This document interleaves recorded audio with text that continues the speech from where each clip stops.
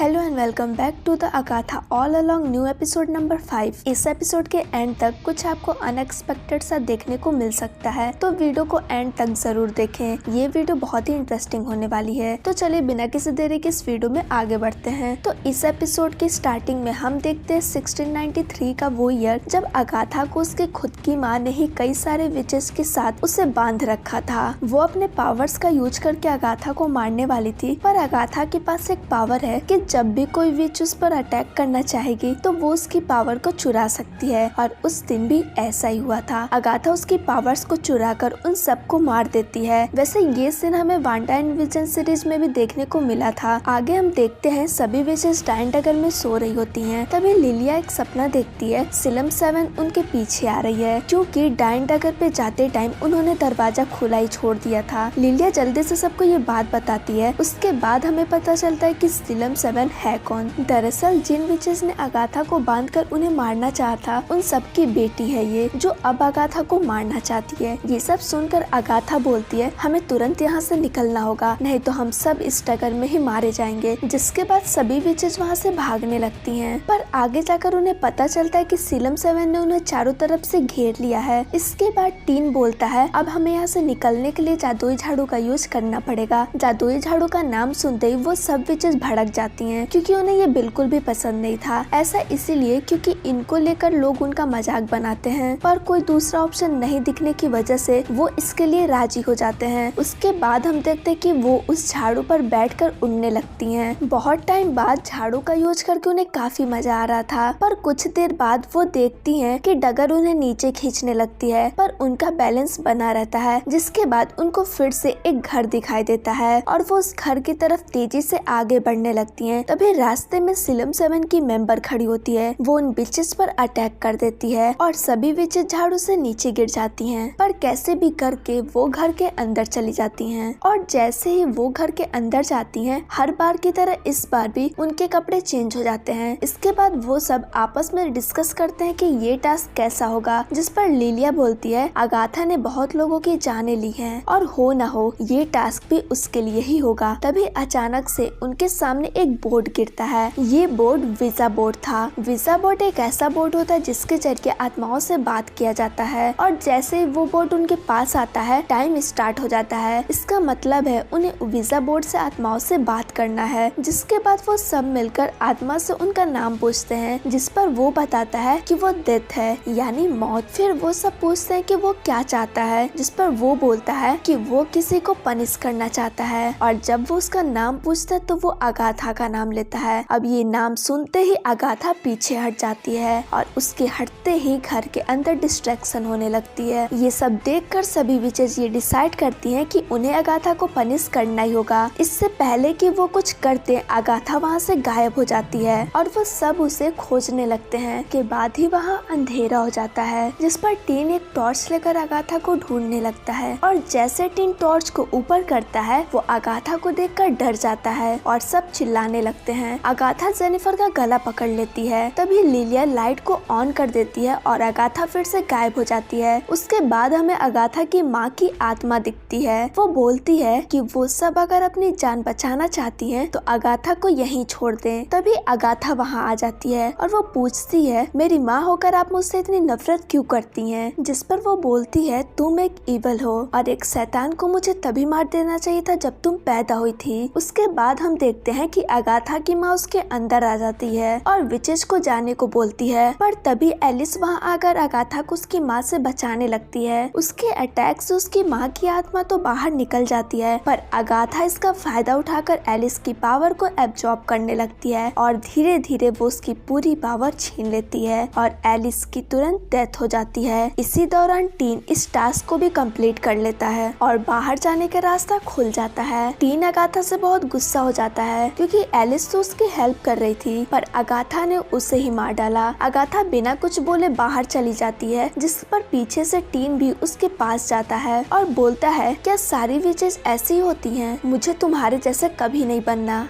ये सुनकर अगाथा हंसने लगती है और उससे बोलती है, तुम झूठ बोल रहे हो, तुम बिल्कुल मेरे जैसे हो, और सच्चाई तो ये है कि तुम बिल्कुल अपने माँ पर गए हो। ये सुनकर टीन समझ जाता है कि अगाथा को सब पता चल चुका है, जिसके बाद टीन अपनी पावर को पहली बार दिखाता है, जहां वो जेनिफर और लिलिया को कंट्रोल में करके अगाथा को दलदल में फेंक देता है और इसके बाद ही टीन उन दोनों को भी दलदल में फेंक देता है और आता है अपने असली रूप में, जो वांडा का बेटा है विकन। इसी के साथ ये एपिसोड भी यहीं खत्म हो जाता है। तो आगे अब क्या होगा, ये सबके मन में बहुत बड़ा क्वेश्चन छोड़ के जा चुका है। आपको क्या लगता है कमेंट बॉक्स में जरूर बताएं। मिलते हैं नेक्स्ट वीडियो में और वीडियो को लाइक करना ना भूलें।